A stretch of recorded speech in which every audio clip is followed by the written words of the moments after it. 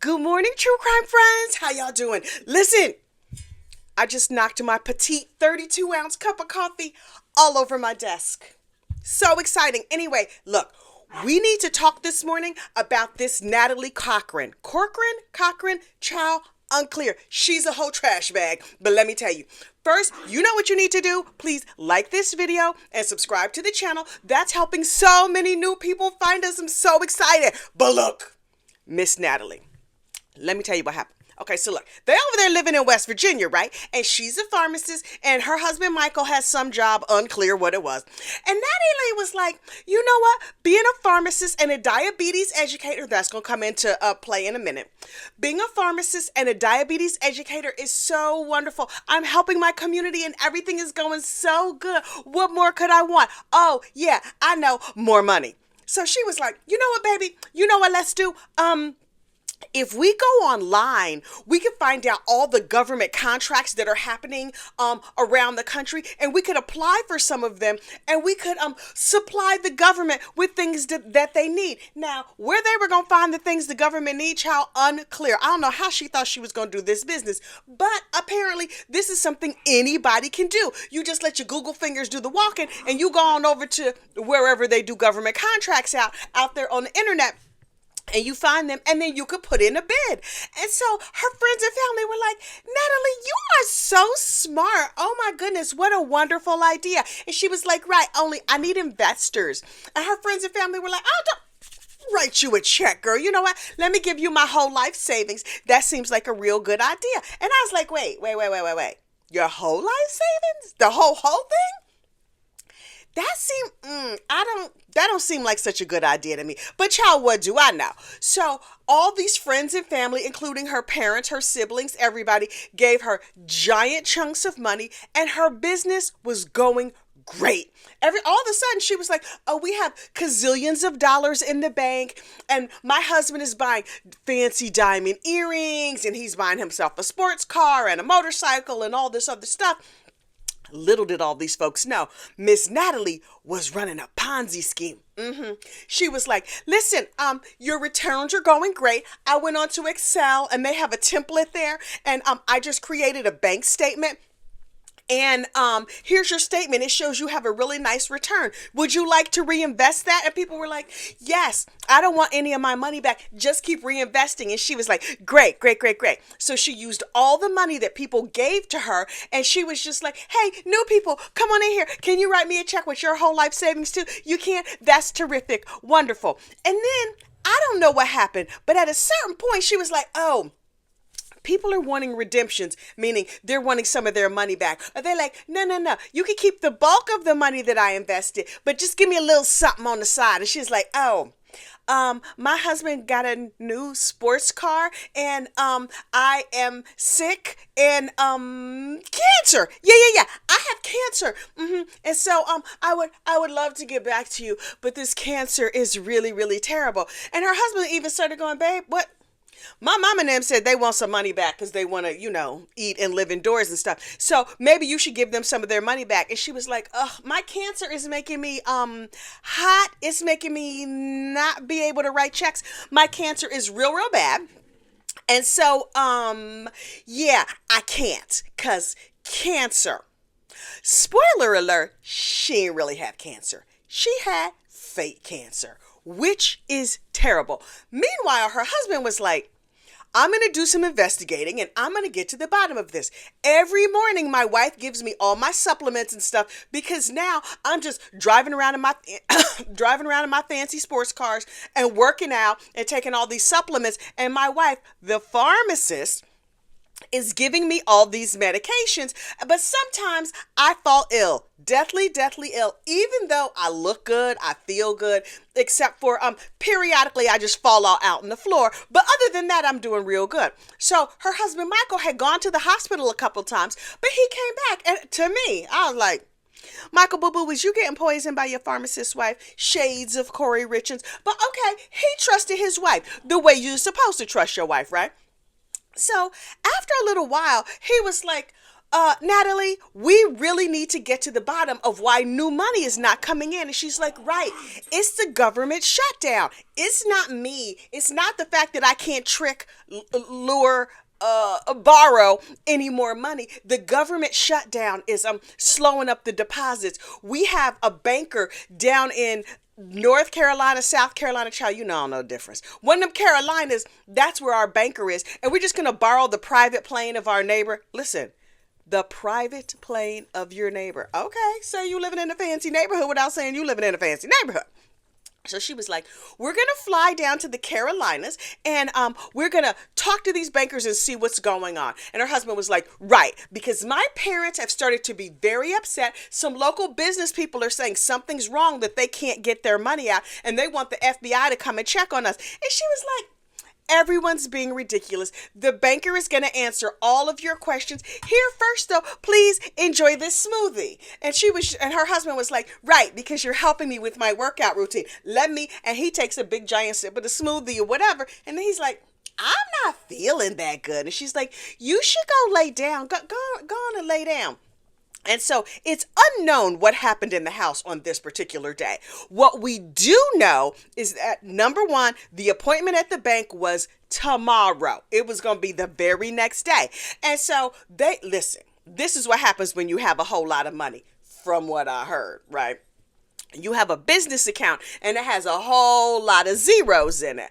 Okay, y'all rocking with 7, 8 figures in your checking account or in your business banking account. The people at the bank are like, oh, hey girl, hey, we would like you to invest more of your money with us so you could go see our private client group. That's for like the really, really moneyed people. So go on over to the private client people and they're going to open a checking account for you or whatever. And she's like, that sounds great because I think I am private client material, even though I'm just working down here at the CVS as her job as a pharmacist, right? So the private client group had several phone calls with her and her husband, and she's like, great, we're going to open these accounts, and then we're going to fund them. Okay, cool. Here's the thing. Her husband was on the phone call to open the accounts, but then Natalie was in charge of funding the accounts. So she sent a couple of checks, child. Them checks bounced all the way to the bank. And the bank was like, yeah, for what? Here in the private client group, you can't be bouncing checks to us because that's not a thing if you really have real money. And she's like, no. I got the money. See, what happened was the way my banking account is set up. And they were like, okay, girl.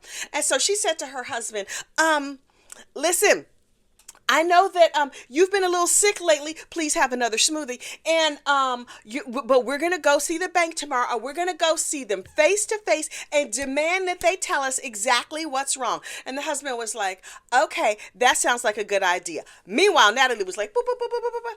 Hello, neighbor. Listen, I know your son has diabetes. How's he feeling? Hey, he doing good? He's doing good. Oh, okay, good. Listen, can I borrow some insulin? Who needs to borrow insulin? If you need it, don't you just go to your doctor? Heifer, you are a pharmacist. Can't you? Don't you know? Okay, whatever. So she borrows insulin from her next door neighbor. And she's like, yeah, my cancer has been acting up. She's like, my cancer has been acting up. And it's making my blood sugar too high. If I could just borrow like a cup of insulin, I don't know how insulin comes. But she was like, can I borrow a cup of insulin so I can lower my blood sugar so that my cancer can get all the way back together? P.S. her fake cancer. And her neighbor was like, of course, come on over, borrow a cup of insulin, and then you're going to feel better, and then you could go on your little trip tomorrow to the bank. And she was like, okay, thank you. So she borrows the insulin, and because she is a diabetes educator, she knows all the ins and outs and the what's for as it relates to insulin. Turns out, if you give somebody a shot of insulin when they don't really need insulin or when they don't have fake cancer or whatever, it can unfortunately unalive them. So allegedly, reportedly, she gave her husband insulin, right? And he was like, dead like a carp on the floor, honey. Well, he wasn't dead at first, but he did pass all the way out. It's unclear if she gave him the shot and he passed away in 2 seconds or 5 seconds, but that little borrowed cup of insulin or whatever she got, child, knocked the boy all the way out. Now listen, if your husband passes out on the floor, In my mind, the first thing you do is you're like, boo, boo, boo, hello, 911. My husband is over here on the floor. Somebody got to come pick him up. This is a terrible situation. But Natalie, the diabetes educator who must have known she gave her husband insulin. That is the gospel according to Kathy. And she done borrowed a cup of insulin. And now her husband is out here passed out on the floor. And she's like, okay, it seems like he's fine. Maybe he just decided to take a nap. You know what I'm going to do? Instead of calling 911, let me get my camera. And she took a picture of the sucker laying on the floor. Ma'am, what is wrong? It's something wrong with this heifer. So she was just like, hey, look, she sent the picture around to the friends and neighbors. Michael is on the floor. I think he had a seizure or something. It's not at all from that insulin that I borrowed from my fake cancer and maybe potentially gave to him, allegedly. So she was just like, friends and neighbors, can you come and pick him up and put him on the couch? He's just tired. He needs a nap. You know, after he has one of them seizures, he needs extra rest. So the friends and neighbors were like, you gonna call the ambulance though, right? She's like, if you could just help me move him to over there. And so she made sure he was comfortable and everything. And she laid him all out, gave him a little blankie and stuff. And she was like, I'm just going to make him comfortable. Now, as a diabetes educator, she should know or should have known that if she allegedly gave him insulin, if she didn't get him medical treatment, he was going to slip the surly bonds of this earth, right? But she was like, wonder how long it's going to take for him to trot on off to the endless heaven buffet, right? And so she waited, and then so she was calling people like, oh, he's real sick. Look, I took another picture of him laying here on the couch or whatever. He looks terrible. It's so heartbreaking. Oh my goodness. And then she just put it on and went about the day. And all her friends was texting her back like, have you not taken him to the hospital? And she's like, you know how he doesn't like hospitals. Ma'am, if he's in a coma, he don't get to vote. My husband does not like taking vitamin C, but does he take it? Yes, because he has a pushy wife. Like, ma'am, if he's not there to make decisions for himself, a big part of your job is to help him make the right decisions. I think that's in the vows. Love, honor, and make sure they take vitamin C, but not insulin that might unfortunately unalive them. So anyway, she waits all day and she calls all her friends and neighbors and is texting them pictures of him looking half dead on the couch. And so finally, somebody came. Now she had said, oh, I'm sick too. So she canceled the appointment with the bank where she was supposed to go down and talk to the private client people. Now listen, the bank people would have told her husband, y'all have an account here? Half of them bounced like 2-3 checks to us. We are done with her. Y'all are not private clients. I don't know what's going on, but you're going to have to talk to your wife. The day that this appointment was supposed to happen was the day he fell ill. Okay. So she canceled that appointment. Friends and neighbors came over and she was like, yeah, I woke up this morning with a fever. Oh, I'm feeling sick. He's sick too. Look, here's another picture of him on the couch. Finally, towards the end of the day, she calls one of her friends and says, can you bring a thermometer so we could check his temperature? Heifer, how'd you know you had a fever in the morning if you did not? If you had a thermometer in the morning and now you don't have one. Okay, liar. Anyway, so the friends come over and they check his temperature. His temperature is fine. Everything is fine. His heart is beating a little bit slow, signs of death. But she was just like, he doesn't like hospitals. So even though he's clearly, in my estimation, in a coma, I think he should stay here. And his best friend came over and is like, I'm done with this nonsense. Now, what you're not going to do is just let my friend be laid out here, possibly slipping the surly bonds of this earth, and you just talking about thermometers and blood pressures and whatever. So the best friend, her husband's best friend, was like, boo, boo, boo, boo, hello, hospital. Got him over to the hospital where they put him on life support and all this stuff. And listen, a proper grieving wife would be like, oh my goodness, I can't believe I waited this long. This is terrible. This heifer was up in the hospital taking pictures like click, click, click. Oh, here he is on life support. Oh, life support selfie, bing. Like, I mean, I don't know that she actually took a life support selfie with this man. She took all kinds of pictures. Who needs pictures of their loved one like that? So anyway, they took a bunch of pictures and then she took a bunch of pictures and then they evaluated him at the hospital and they were like, oh girl, this look real bad. We don't know what's wrong with him, but he's about to be super duper dead. And so she was like, oh, that's terrible. Wow. And so I was just like, something about this heifer ain't right. So finally, they were like, okay, He's been in a coma. His brain has all swelled up. He suffered all kinds of damage. We're gonna put him in hospice. This is a healthy 38-year-old man. So when he went to hospice, and like 5 seconds later he died. Like maybe a little longer than 5 seconds, but he was not in hospice long. That bill was real small because he went on ahead and galloped off to the endless heaven buffet. Okay, Michael, I'll see you in the key lime section when I get there. So anyway, he's dead. And she's just like, oh, it's terrible. Y'all gonna perform an autopsy? Okay, wow. I'm sure that insulin is all out of his blood now because I'm a pharmacist and I would know the difference. Now listen, if she was a smart criminal, she would have had his behind cremated, but she was not thinking ahead. She's clearly not a criminal mastermind, right? So they do an autopsy and they were like, oh, natural causes. We don't know what happened. And she's like, well, he was taking all those supplements from Mexico. When did you? This is the first time you mentioned supplements from Mexico. According to Michael's friend, he took a lot of workout supplements from GNC. You know, the like General Nutrition Center or whatever that stands for, the health food store where all of the bodybuilders go. And she was like, oh yeah, he was importing stuff from other countries, and maybe that stuff he imported from other countries was terrible for him. It was definitely not that cup of insulin that I borrowed from my neighbor, right? So they have the funeral and she cries and she goes on running her Ponzi scheme. Here's the thing. All the people that she was taking money from are like, boop, boop, boop, boop, hello, FBI, something wrong with this heifer. So the FBI did the investigation. And she was like, oh, it's too bad you can't question my husband. Here's his death certificate. He has slipped the surly bonds of this earth. It's tragic. And so the more the FBI investigated, they're like, this heifer is running a Ponzi scheme. This is not good. It had been months since her husband had passed away, but he was still dead and she was still crooked. And finally the FBI was like, we're going to give you these nice bracelets. Let's go on and lock you up. And so she was like, oh, yeah, okay.